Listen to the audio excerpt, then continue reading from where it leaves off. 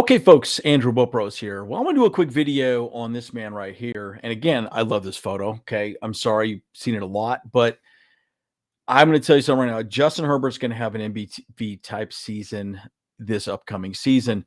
And it's really largely because of what is being built around him. And Jim Harbaugh talked quite a bit about this on the owners meeting. Again, if you have not watched the video, it's on the Chargers website.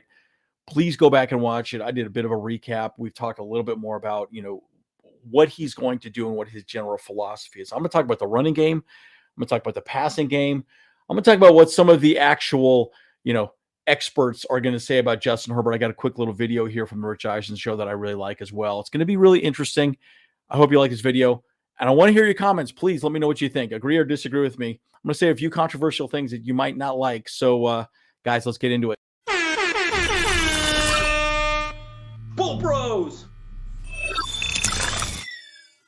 Okay, folks, as always, like and subscribe if you do enjoy this content. I'm Andrew Bopros. And again, I've said that I do think Justin Herbert's going to have an MVP type season. And really, Jim Harbaugh, as he said, he needs to step up his game to make Justin Herbert better. And truly, he really is. And again, we all know Jim Harbaugh was quarterback in the NFL for quite some time. But there's a lot to be said about this. And there's a lot to be said about Justin Herbert. And the question that I always have is who's going to get him to the next level? We all know Justin Herbert's very good, but he needs pieces around him. And I'm going to talk quite a bit about that. But let's see what some of these folks said on the Rich Eisen. So Louis Riddick talked quite a bit about him. And then obviously Susie and Amy Trask talk a little bit about Justin Herbert here. Very short little video. I'm going to pause it once or twice and give you my general thoughts through the video as well. The topic you just raised is a great segue to Herbert with the Chargers, because it's my view that he has not yet had a coach in the NFL who has best positioned him to be his best.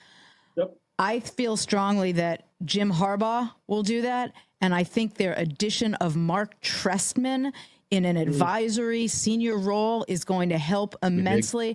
I'd love your views, your input, your thoughts, what you think about Justin Herbert and what the changes in coaching could mean there. Okay, so I'm going to pause it real quick. And I'm just going to say this really, really fast. The whole Marc Trestman conversation, not many people are talking about it. Everyone's sleeping on it. I'm going to talk a little bit more about that as well. But truly, I do believe that Justin Herbert has not had really a good coaching staff around him. I'm going to talk a little bit more about Shane Day. I'm going to talk more about Marc Trestman. But the reality is, again, I've said this over and over again, the weapons that he needs to be successful are just not there. Again, we've tried all the wide receivers in the world, right? Keenan Allen, Mike Williams, didn't work out. We're going to completely change the way that we're going to play offense 100% moving forward with Justin Herbert. And I'm going to even show you some running plays that I think are really going to be interesting in adding to what we're going to do in the passing game with Marc Trestman. So let's go back to Louis Riddick's response here, and I'll check a little more about it. Justin, to talk to, you get a sense that the kid is just hungry for football knowledge, to be coached, to be taught, he wants to be a great teammate. He wants to be held accountable, all that stuff. So, and I've talked to him, I believe, twice. And he just has a great demeanor about him. So I don't see any issues with his dedication to the game, his football intelligence, his ability to get on with his team. None of that. Yep. Agree. When you see Jim Harbaugh talk about coaching Justin Herbert, that's really all you need to know. Yeah. He's more jacked up about coaching him than you just don't see coaches get that excited, right? So he already has the want to. Jim has the credibility. Yep. He's going to build the relationship with him. He's obviously competent when it comes to quarterback teaching. And he's already shown you that he can impact players at that position as well as anybody, any coach in the league, college or pro. So to me, you have the kid who wants it, the coach who's dying to give it to him. And he's been proven to be a guy who can build programs in the NFL, in college. Yep. And I mean, if you're a Charger fan, you're just like, finally. Here we go, right? So if you can't make it work here as an organization and kind of get over that hump or really start putting, the pressure on Kansas City, given how talented this young man is, then I don't know what to tell you. I'm all in on that. Check out new episodes. Okay, so a lot to be said about that. So again, this guy's pumped. He's excited to coach Justin Herbert. And all this garbage that you're hearing about the Chargers trading out of the 5th position and trading, Herbert to Minnesota and then picking up JJ McCarthy. Guys, come on. That's just ridiculous. Again, Herbert has a no trade clause. Not going to happen. We all know that. So I'm going to go into a little deeper and wider discussion as to why I believe Justin Herbert's going to have an MVP type season. Again, this man right here, number one. Number two, we brought back Shane Day. Justin Herbert's consistently said that he's one of his favorite coaches ever. Shane Day always seemed like a kind of a goofy guy to me, but at the end of the day, clearly Justin Herbert really enjoyed working with him, and he got some of his best years with Shane Day. So I think that Shane Day and Justin Herbert getting paired back up again is going to be absolutely amazing. It's been good for Shane Day's career also because, clearly he's going to learn from underneath Jim Harbaugh. And, I can see a lot of really nice synergies going on there. So another reason, Marc Trestman. I talked quite a bit about Marc Trestman. He talked about Marc Trestman, or I think she did. The thing about Marc Trestman is a passing game guru. This guy knows how to get the ball downfield. We all know the arm Justin Herbert has, and this guy is going to give us an ability to really drive the ball downfield and just really light up the scoreboard. Now, again, Kellen Moore said he was going to do that. The problem with Kellen Moore's offense was it didn't really have an identity, and I'm going to tell you right now, we are going to have an identity. That's going to be running the ball. And with Marc Trestman passing the ball through those running back formations or running formations that we're going to be setting up and really play action pass and going deep. You got to remember, if you have a positive running game, right? If you're driving the ball, third and short, you're like, oh, okay, they're going to run the ball. You can then play action and throw the ball deep. I'm going to go through a couple formations and show you what I'm talking about here in a second.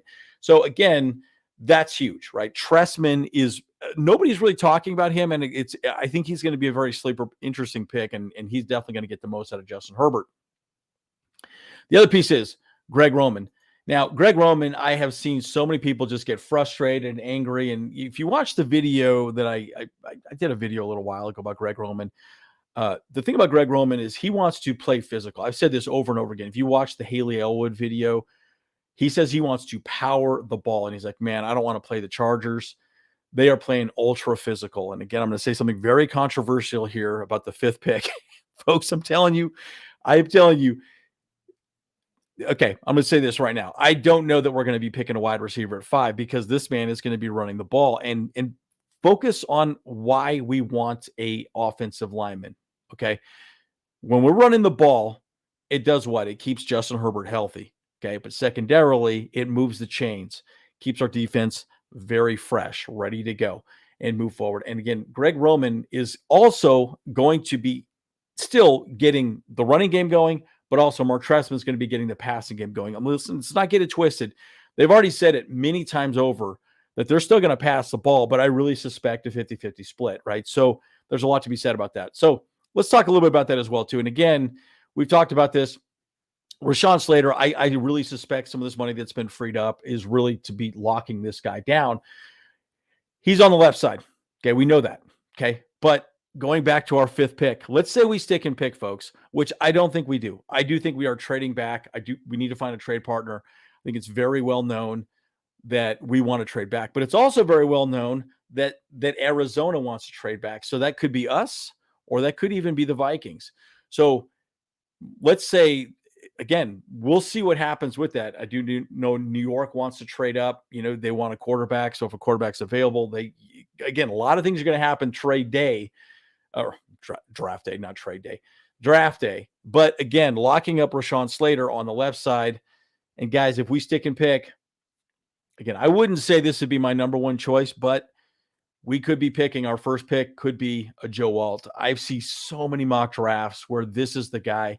I'm just going to say this about Joe Alt. And I understand no one wants to hear this. Shut up. We don't want this guy. Look, he was a tight end. This dude is big and physical, right? And I'm going to show you some running plays that the Ravens ran that are going to be very similar to what we're going to probably do with the Chargers.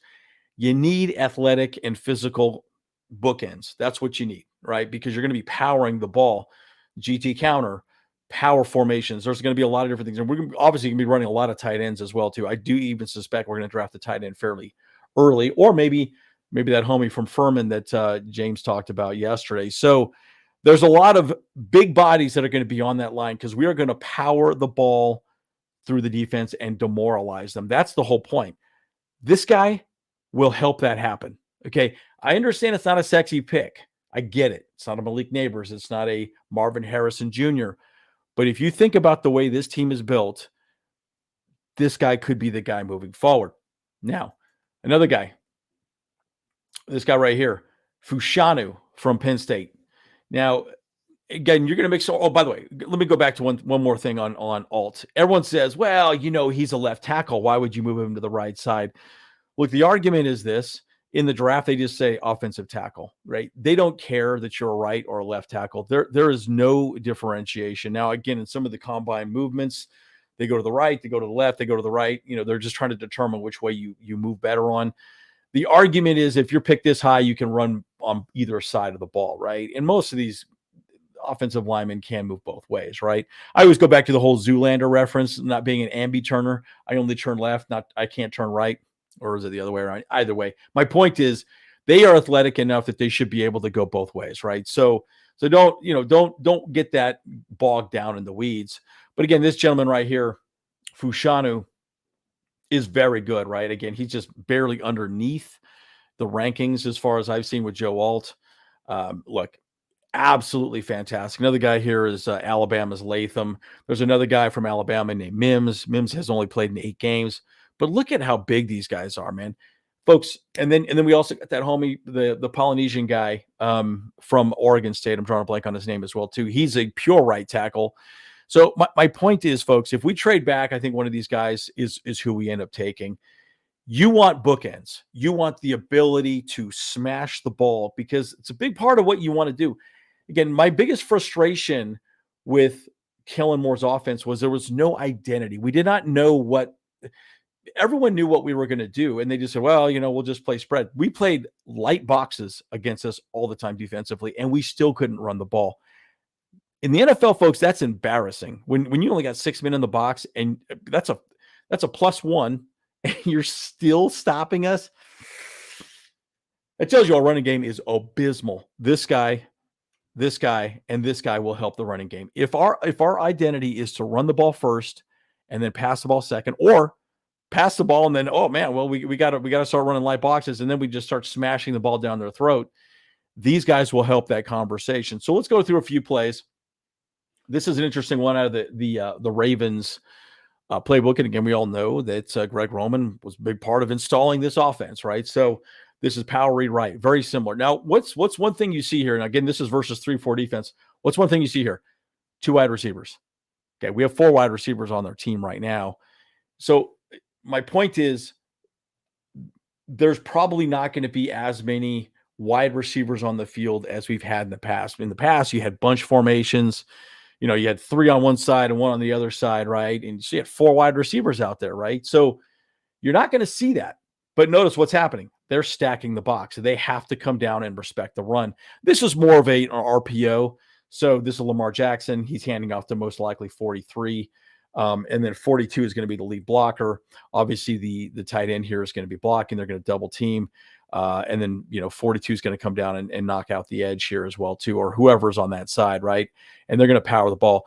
One of the things that Lamar Jackson did a lot with the Ravens is he would fake the handoff and then use 43 as a lead blocker, and he would just run around the edge himself. I could see Justin Herbert doing that a little more this year than he's done in the past. Personally, I don't want to see that because I do not want to see him get hurt, but it's an option.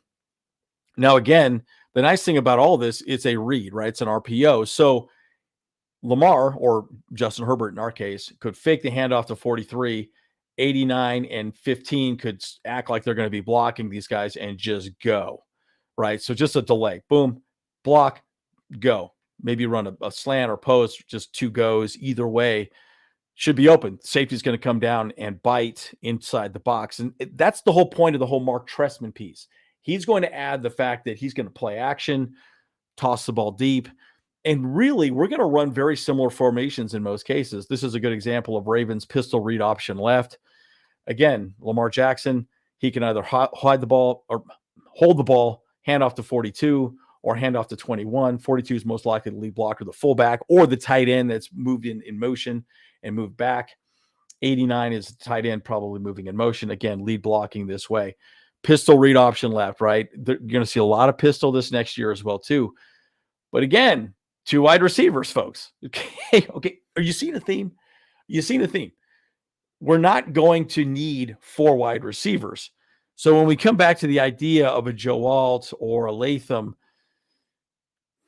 guys, we're going to power the ball. We're going to have big bodies out there moving people and demoralizing that defense. Again, this is a QB stretch right. Again, this is just a quarterback read. They ran this a lot. Notice the box is stacked. Folks, you can't have 2 high safeties. You got to go big bodies because guess what? We're going big bodies. Look, I'm just saying, and I realize this is probably an unfavorable discussion and people don't want to hear this. People want to hear that we're going to have Malik Neighbors. We're going to have, Marvin Harrison. Personally, I really do think we're crazy if we don't take Marvin Harrison if he's available, or even Malik Neighbors, quite frankly, or really Rome Odunze would be more like a 10 or 11 pick in my opinion. But, guys, the reality is this team is going to smash the ball down their throat. Smash it. And Marc Trestman is going to weave in some really nice play action pass plays downfield. So you're going to see larger attempts to wide receivers. In my opinion, you're not going to see much shorter stuff. Again, not the dink and dunk thing anymore. You're going to utilize Justin Herbert's arm and drive the ball downfield off play action. So, guys, just some of my thoughts. I wanted to show you that video. What do you think? Am I crazy? Do we still stick and pick a wide receiver at 5? What are your thoughts? Folks, as always, like and subscribe. I'm Andrew, Bolt Bros. See you guys in the next.